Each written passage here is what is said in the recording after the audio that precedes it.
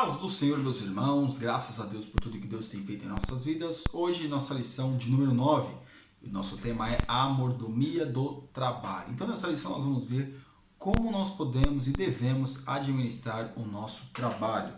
No nosso texto áureo, que está em 2 Tessalonicenses, capítulo 3, versículo 10, diz assim: Porque, quando ainda estávamos convosco, vos mandamos isto, que se alguém não quiser trabalhar, não coma também.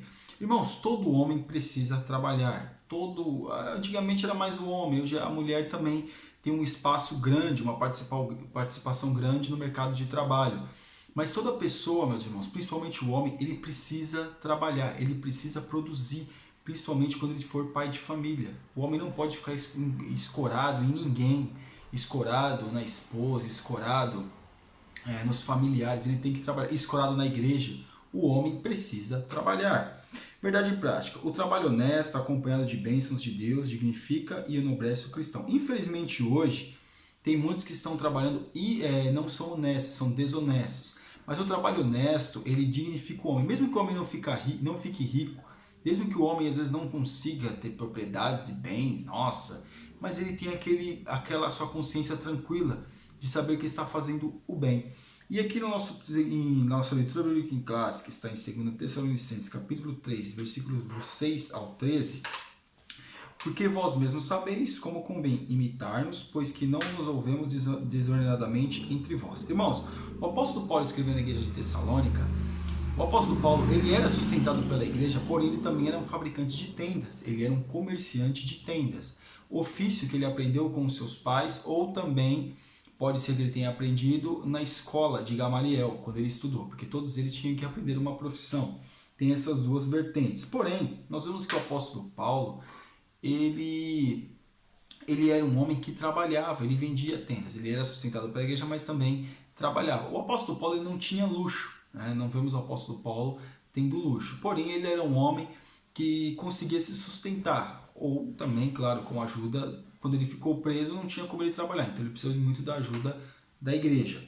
E também o versículo 9, não porque não tivemos autoridade, mas para vos darem nós mesmos exemplo para nos imitardes. Então veja que o apóstolo Paulo está falando: olha, eu sou o exemplo, então vocês precisam seguir este exemplo. Hoje, meus irmãos, nós queremos seguir o exemplo, nós queremos seguir o exemplo da riqueza, da fartura, porém nós não queremos seguir o exemplo do trabalho e às vezes de comer coisas simples, de viver na simplicidade.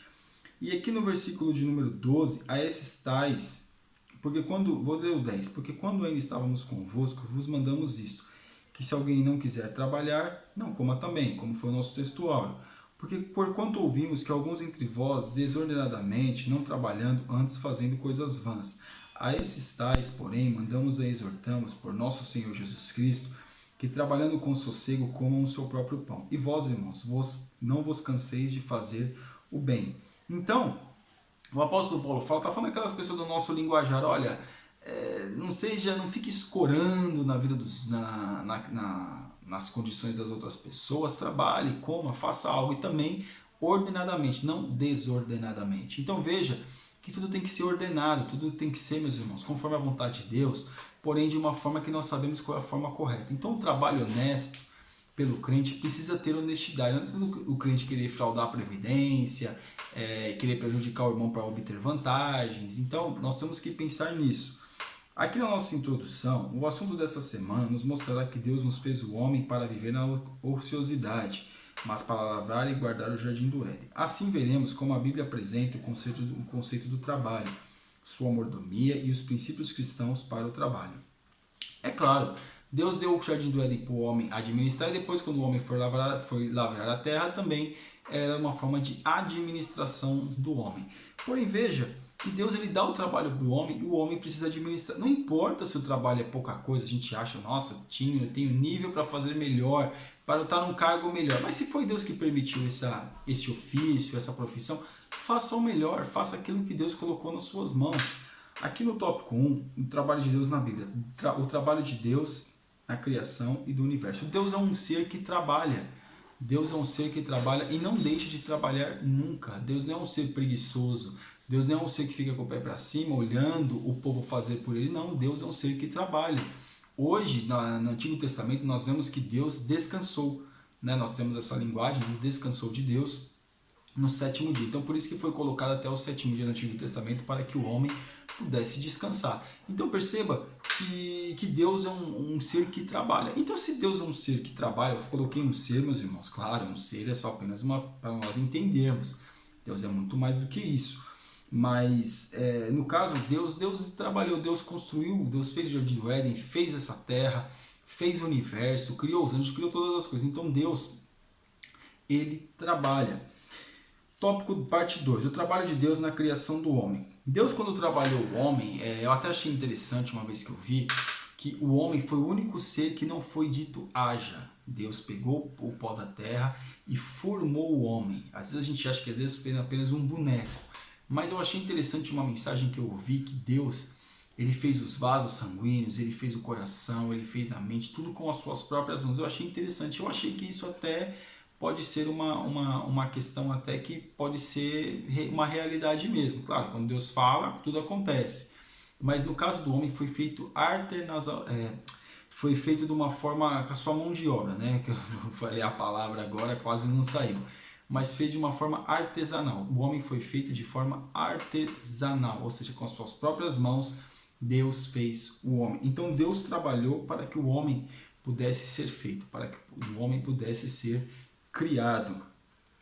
Deus continua a trabalhar. Ao ser acusado de desrespeitar o sábado, nosso Senhor respondeu assim: meu Pai trabalha até agora e eu trabalho também. Então Jesus, quando ele veio para essa terra, ele não veio aqui para passar férias, irmãos. Não veio aqui. Ele veio aqui a trabalho de Deus. Deus falou para Jesus, desde a fundação do mundo, Deus falou para Jesus veio para essa terra para trabalhar em prol da humanidade. Jesus veio e trabalhou em prol da humanidade. Então, vemos que sempre quando nós trabalhamos nunca para nós sempre trabalhamos para os outros. Você, o seu trabalho não é para você, o seu trabalho é para os outros. Ah, mas eu ganho meu salário. Claro que você ganha, mas o seu salário é uma parcela pequena do que outras pessoas estão sendo beneficiadas, principalmente o patrão. Ah, mas eu sou autônomo, eu tenho minha própria empresa. Mas a gente sempre está prestando serviço para outras pessoas. Então veja que Jesus, ele veio para essa terra a trabalho. E Jesus falou: olha, meu pai trabalha até agora e eu também. Não é por causa do sábado que ele colocou para o homem, mas agora o homem está rotulando o sábado que eu vou parar, eu vou continuar trabalhando. Então Jesus, ele trabalha em todo o tempo. Tópico 2, a Bíblia e a mordomia do trabalho. O homem foi criado para o trabalho. O homem não pode ficar parado. Claro, é muito bom que venha a ter o homem venha a se aposentar, a mulher venha a se aposentar, isso é ótimo. Mas perceba que todo homem, toda mulher que se aposenta e fica parado, fica estagnado e começa até a ter problemas até nas juntas, então tem que praticar alguma atividade. Seja arrumando uma atividade, um trabalho que seja só para passar o tempo, não, seja só para ativamente, alguma atividade tem que fazer. O homem foi feito para o trabalho, o homem precisa trabalhar. Infelizmente, muitos preguiçosos não querem ouvir isso, mas a realidade é, o homem precisa trabalhar, o homem foi feito para o trabalho. O homem é um ser que precisa estar em movimento. Se o homem ficar parado, começa a atrofiar os músculos, começa a ter dificuldade para se locomover. O homem precisa se movimentar. O trabalho antes da queda. Irmãos, claro que existia antes da queda, existia trabalho. Os irmãos acham que Adão colocou o nome dos animais. O homem foi colocado no jardim do Éden para guardar o jardim.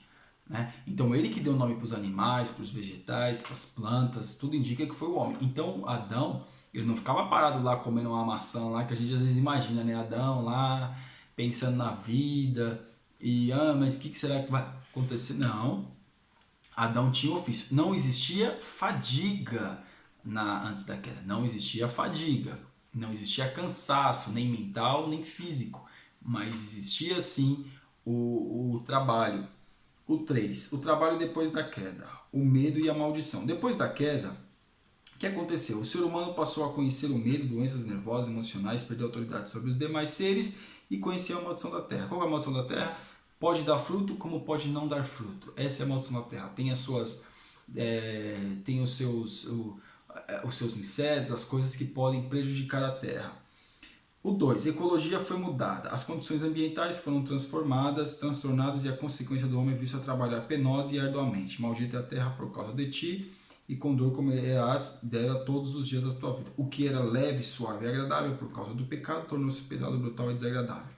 Então, o que era tranquilo, agora existe o sol agora que castigava o homem. O homem não sentia isso. O luzeiro do jardim do Éden não castigava o homem. Agora com o suor do seu rosto comerás. Quer dizer o quê? Que o homem tinha o sol batendo, ou a chuva, ou o frio, ou as questões climáticas que estavam ali junto dele, para que ele pudesse também lidar com isso e também com o trabalho.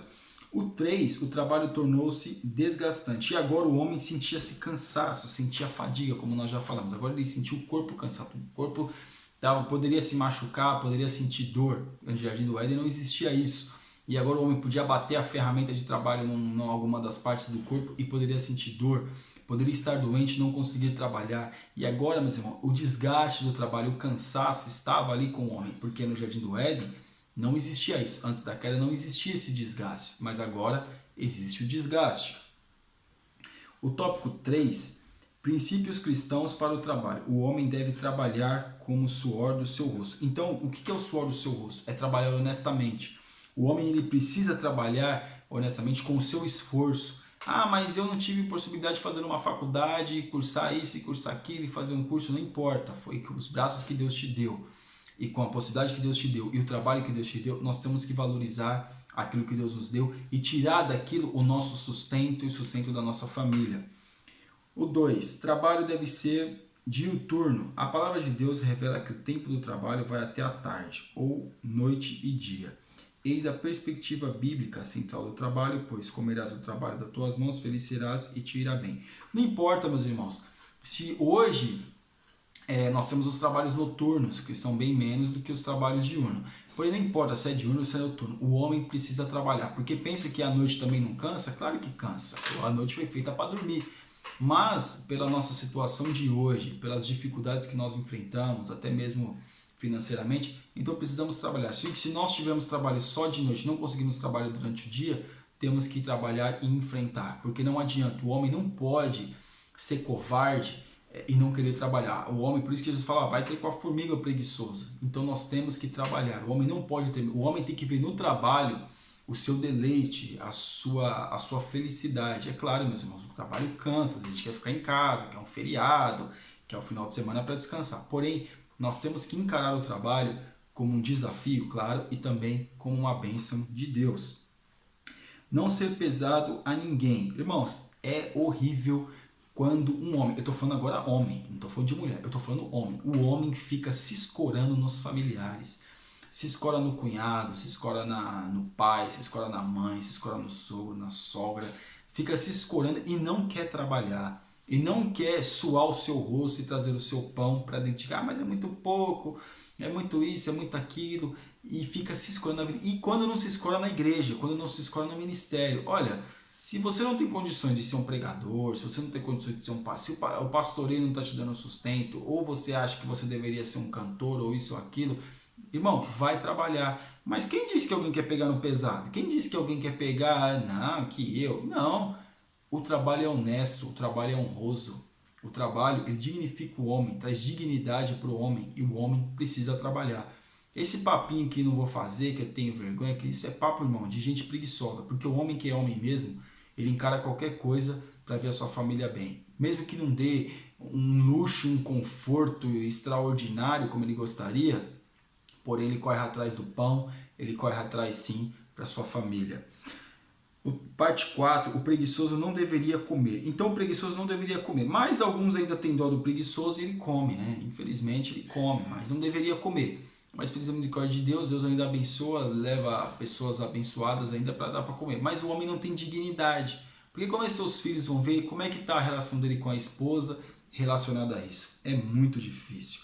A relação de empregados e empregadores. Os patrões cristãos. Os patrões cristãos, meus irmãos, deveriam ser honestos, deveriam ter, no caso, paciência com os seus funcionários, mas também tem que ser certo, tem que ser correto. Mas ele é crente, tem várias pessoas na linha de produção, Mas o crente tem que ser beneficiado, não senhor, o patrão, a partir do momento que o irmão da igreja entrou da porta para dentro, ele é funcionário. E aqui está falando, olha, os pastores, a orientação do mandamento de Deus para os patrões, e vós, senhores, fazei o mesmo para com eles, deixando as ameaças, sabendo também que o Senhor deles é o vosso, está no céu, e para com eles não há acepção de pessoas. Então, o que quer dizer? Ele não pode ser uma pessoa desonesta, uma pessoa que cobra demais, mas ele é cristão, mas ele é um carrasco dentro da empresa, tanto para o ímpio quanto para o justo. Irmão, claro que não. Mas o que vale para o ímpio tem que valer para o justo, no sentido de que a lei da empresa vale para todos. Então é assim que tem que ser. Então o patrão cristão ele tem que ser maleável, tem que pagar os salários em dia, tem que pagar as horas extras, tem que pagar todos aquilo que foi tratado como funcionário, tem que pagar tudo certinho. Empregados cristãos, há também orientação e mandamento para os empregados. Vós servos, obedecei ao vosso Senhor segundo a carne. Então todo empregado tem que obedecer ao seu patrão. Se ele é honesto, se ele é desonesto, aí é uma outra questão. Eu não vou obedecer ele porque eu não estou de acordo, eu não estou, não sei o que. Irmão, não importa. Se você faz parte da empresa, você tem que trabalhar. Se você assinou um acordo, se você faz parte do quadro de funcionário da empresa, você tem que trabalhar. Mesmo que se você não concorda, então sai da empresa. Mas enquanto você estiver lá, o seu patrão mandar, você tem que fazer. Não é você ser desrespeitar o seu patrão. Você tem que fazer aquilo que você tratou. Você é um cristão, nós somos cristãos. Então, se a gente tratou, a gente tem que cumprir com a nossa palavra, porque a nossa palavra é o nosso testemunho na sociedade, a nossa conduta de vida na sociedade. 5.3. Não se submeta ao trabalho vil. O trabalho escravo, a exploração laboral infantil, bem como os ofícios oriundos. Então, nós não devemos se submeter a esses tipos de trabalho. E também não devemos incentivar. E se tiver algum senhor que é crente, não deveria também aderir a esta prática. E a nossa conclusão. Nos 6 primeiros dias da criação, o Criador executou sua obra com poder sobrenatural. A partir de sua palavra, ao expressar a sua vontade, tudo passou a existir. Assim ele criou o homem pelo seu poder, e o criou para lavrar e guardar a terra, e dessa perspectiva que devemos exercer a nossa mordomia no trabalho, glorificando a Deus e abençoando o próximo. Então é desse jeito que nós temos que ver o trabalho sendo uma bênção para nós. Irmãos, se você acha, ou eu acho, será que a gente acha que no céu a gente não vai ter trabalho? A gente vai ter muito trabalho. Nós não vamos ter fadiga, mas no céu vamos continuar trabalhando para Deus no seu reino. Amém? Que Deus abençoe os irmãos em nome de Jesus. Você ainda que no nosso canal está convidadíssimo a assinar e fique na paz. Deus abençoe.